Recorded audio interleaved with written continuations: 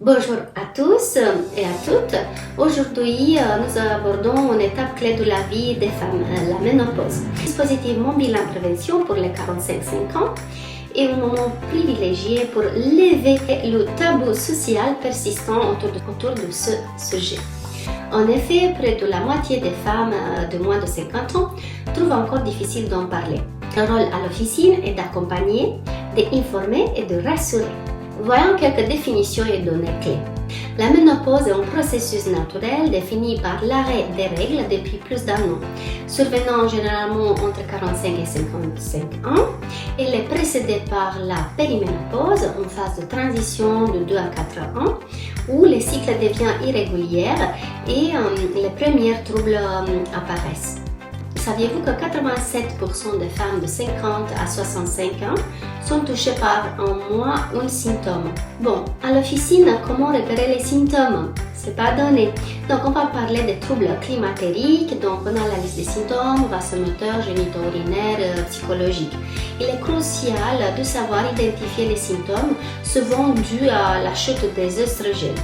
D'abord, les bouffées de chaleur présentes chez les 7 femmes sur 10 et les sueurs nocturnes. Ensuite, le syndrome génito-urinaire, incluant sécheresse vaginale et troubles urinaires. Et enfin, ne négligeons pas l'impact sur la santé mentale, donc fatigue, irritabilité, troubles de sommeil, perte de mémoire ou tendances dépressives peuvent perturber la vie quotidienne et professionnelle. Les risques à long terme et suivi médical.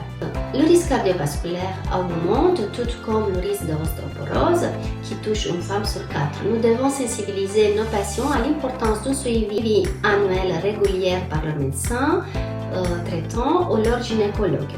Nous, ce qu'on peut donner, quelques conseils pratiques et hygiéno-diététiques, par exemple, porter des vêtements légers, concernant l'alimentation, l'activité physique. Donc, pour mieux vivre la ménopause au quotidien, quelques réflexes simples aident.